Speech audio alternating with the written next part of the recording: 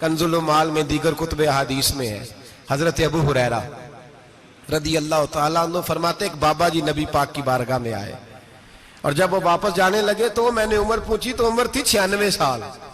کہتے ہیں بزرگ جب آئے نا تو یہ بھویں جو ہے نا ان کی سفید ہو کے تو یوں آنکھوں پہ آ گئی، بڑی چھڑی بابا جی نے پکڑی ہوئی اور دونوں ہاتھ پکڑ کے نا چھڑی کے اوپر جھکے ہوئے ہیں ایک جانب، قربان جاؤں۔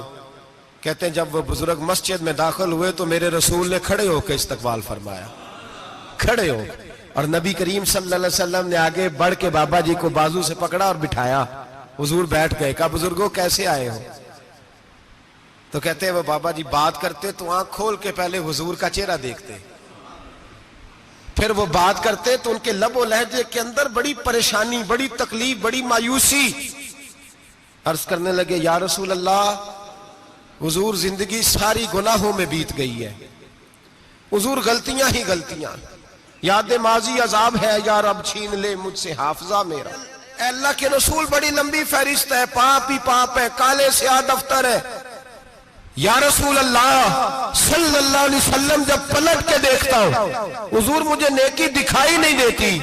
حضور اس عمر میں آپ کا ایک صحابی ملا ہے، اس نے بات سمجھائی ہے تو تھوڑا خیال آیا ہے، لیکن یا رسول اللہ صلی اللہ علیہ وسلم اب میرا وجود بیکار ہو گیا ہے، حضور بوڑھا ہو گیا ہوں۔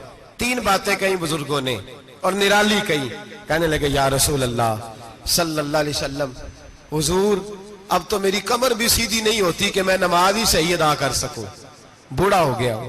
یا رسول اللہ صلی اللہ علیہ وسلم اب میرے اندر طاقت نہیں کہ میں محنت مزدوری کر کے صدقے اور خیرات دے سکوں۔ یا رسول اللہ صلی اللہ علیہ وسلم اب میں تلوار لے کے جہاد بھی نہیں کر سکتا، حضور نہ میں لمبی نمازیں پڑھ سکتا ہوں، آقا نہ میں صدقات و خیرات دے سکتا ہوں، محبوبہ نہ میں دین کے لیے کوئی جہاد کر سکتا ہوں، بیکار وجود ہے، بیکار وجود کو تو گھر والے برداشت نہیں کرتے، بچے دعا کرتے ہیں یا اللہ ابا جی کو پردہ دے دے، اماں کو پردہ دے دے، بیکار ہو گیا ہوں، اور آج آیا ہوں تو مجھ بیکار کو میرا رب قبول کر لے گا؟ آج کلمہ پڑھوں تو بیکار ہوں، کسی کام کا نہیں، نہ نماز نہ صدقات نہ جہاد، قبول کر لے گا؟ حضرت ابو ہریرہ فرماتے ہیں جیسے برسات میں بارش کی جھڑی لگتی ہے، یوں مصطفیٰ کی آنکھوں سے جھڑی لگ گئی، حضور کھل کے روئے، کھل کے۔ اور میرے حبیب پاک نے فرمایا بزرگوں بڑے مجاہد ہیں، دین کے لیے جہاد کرنے والے بڑے ہیں، رب کریم کو آپ کی تلوار کی اتنی حاجت نہیں، اور فرمایا اس کے خزانے کوئی خالی تو نہیں کہ آپ ہی گویا صدقہ دیں گے تو بھرے جائیں گے، اور فرمایا پھر رب کریم کی شان میں اضافہ نہیں کرتی عبادتیں، وہ تو بندے کو نفع دیتی ہیں۔ میں بزرگوں نہ آپ جہاد کریں، نہ آپ صدقات دیں، لا لمبی نمازیں پڑھیں، آپ صدق دل سے آ جائیں، اللہ کے رسول کا وعدہ ہے رب آپ کو بغیر حساب کتاب جنت عطا فرما دے گا۔ آنا تو شرط ہے کہ نہیں؟ آئیں تو صحیح، نہ پہنچے تو صحیح، آ جائیں، اس کو نہیں عادت صدقات و خیرات کی، جہاد کی، تبلیغ، آئے تو صحیح نا۔ تو آ ہی نہیں رہا، تو گھر میں بیٹھا ہوا ہے، تو سویا ہوا ہے، تو دکانداری کر رہا ہے، تو پیسے گن رہا ہے، تو آیا ہی نہیں، آ تو صحیح۔ بلکہ میرے نبی پاک فرماتے ہیں جب اللہ پاک کا بھاگا ہوا غلام آتا ہے پھر تو اللہ زیادہ راضی ہوتا ہے، پھر تو اللہ زیادہ راضی ہوتا ہے، زیادہ راضی ہوتا ہے، تو آ تو صحیح، پہنچ تو صحیح۔ بلکہ صوفیاء تو اور بات کرتے ہیں، وہ کہتے ہیں تو کبھی بھول کے بھی رب رب کرے تو اللہ تو اسے بھی قبول کر لیتا ہے، بھول کے۔ ملا رومی کہتے ہیں بنی اسرائیل کا بندہ ہے، صنم پتھر کو کہتے ہیں، بت کو کہتے ہیں، بت کے سامنے کھڑا ہے اور ساری رات کہتا ہے یا صنم یا صنم یا صنم، اے پتھر اے بت، ساری رات پکارتا رہا۔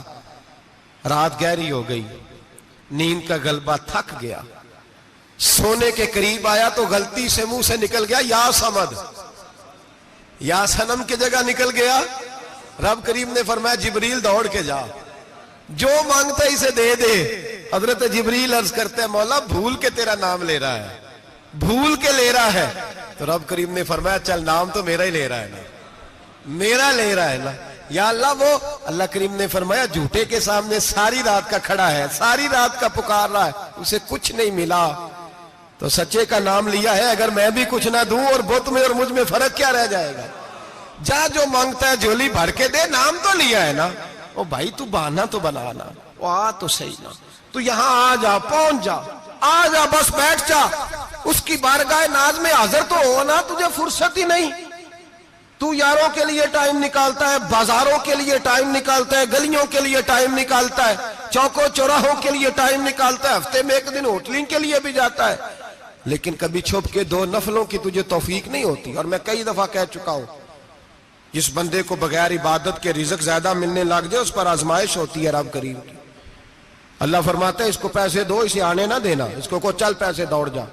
لوگ سمجھتے ہیں میں بڑا ذہین ہوں، عقل مند ہوں، دیکھو میں اپنی ہوشیاری سے، چلاکی سے آگے نکل گیا۔ تو آزمائش ہے، یہ تو آزمائش ہے رب کریم کی طرف سے، یہ تو اس کی خفیہ تدبیر ہے۔ میرے بھائی اس کی بارگاہ ناز تک جو آ گیا، آنا تو ہماری ذمہ داری ہے کہ نہیں؟ پھر اس کی رحمت آگے بڑھ کے استقبال کر لیتی ہے۔ اور خدا کی رحمت کتنی زیادہ ہے، میرے حبیب کریم سید عالم صلی اللہ علیہ وسلم نے فرمایا اللہ نے اپنی رحمت کے 100 حصے کیے۔ حضور فرماتے ہیں 1 حصہ اللہ نے دنیا میں نازل کیا ہے۔ کتنا؟ 1 حصہ۔ فرمایا یہ جو ماں بیٹے سے پیار کرتی ہے، باپ بیٹے کے لیے مزدوری کرتا ہے، جو بہن بھائی کے لیے روتی ہے، یہ جو بیوی شوہر کے لیے دعا مانگتی ہے، یہ جو بچے ماں باپ سے پیار کرتے ہیں، فرمایا یہ اس ایک رحمت کا نتیجہ ہے، ایک رحمت کا نتیجہ۔ تو صحابہ کہنے لگے یا رسول اللہ وہ 99 کدھر ہیں؟ نبی پاک نے فرمایا رب کریم نے سنبھالی ہوئی ہے، قیامت کے دن تمہیں عطا فرمائے گا۔